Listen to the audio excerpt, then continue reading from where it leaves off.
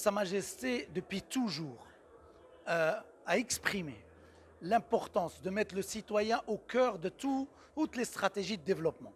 Et le choix stratégique du secteur du tourisme a toujours été un choix effectivement stratégique, prioritaire, extrêmement pertinent parce que c'est un des secteurs où l'ascenseur social fonctionne toujours, où il y a encore la possibilité de démarrer en bas de l'échelle et pouvoir terminer comme président d'une grande entreprise nationale ou internationale.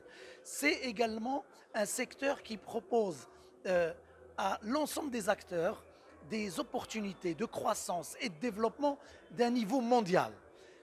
Sa Majesté a toujours dans ses discours, dans ses orientations, euh, insisté sur l'importance de la jeunesse. Et aujourd'hui, les solutions qui sont proposées au niveau de l'industrie du voyage et de l'hospitalité, parce que j'aime parler d'industrie du voyage et de l'hospitalité, puisque c'est une industrie qui intègre un écosystème extrêmement large. Cet écosystème, il va beaucoup plus loin que les métiers que nous connaissons aujourd'hui, qui sont ceux de l'hôtellerie, de l'agent de voyage, du guide, mais également un travail que nous avons commencé au niveau du Conseil régional du tourisme, travailler plus étroitement avec les incubateurs, avec les startups, travailler plus étroitement avec le monde de l'éducation, de la formation, pour développer la compétitivité des acteurs. Parce que la compétitivité du Maroc, c'est la somme de la compétitivité de ses acteurs. Et si nous investissons pour accompagner chacun des acteurs à se développer, en même temps, nous agissons sur la compétitivité du pays. Donc notre volonté, c'est de travailler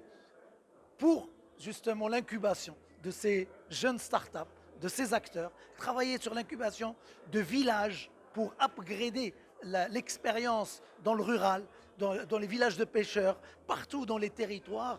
L'industrie du voyage est une solution pour créer de l'emploi, pour créer de stimuler la création d'entreprises et pour effectivement la compétitivité de notre pays de manière durable. Écoutez, il y a aujourd'hui les instruments pour accompagner les jeunes existent, ils sont très nombreux, il y a beaucoup de travail à faire sur la pédagogie, la sensibilisation pour expliquer ces instruments, parce qu'avoir un instrument c'est une chose. Maintenant, effectivement, aller à la rencontre de ces acteurs qui peuvent créer des entreprises, qui peuvent créer de l'emploi et de l'espoir dans tous les territoires. L'industrie du voyage et de l'hospitalité a créé des entreprises dans le désert, dans les montagnes, dans les endroits les plus reculés de notre pays.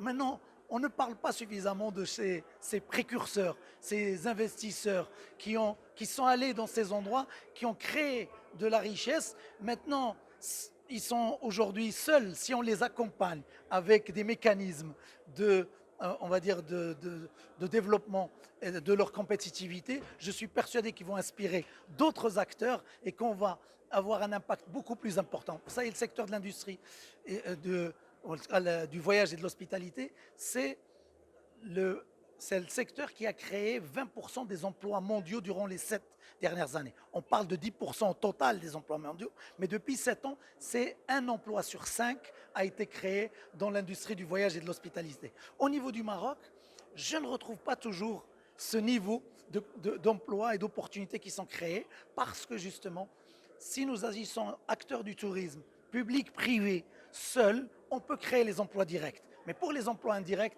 on a besoin d'agir avec les autres secteurs, avec le reste des écosystèmes élargis, avec les élus, avec l'autorité, avec le monde universitaire, avec les autres industries, parce que c'est comme ça que nous pourrons tirer les bénéfices de l'écosystème tourisme.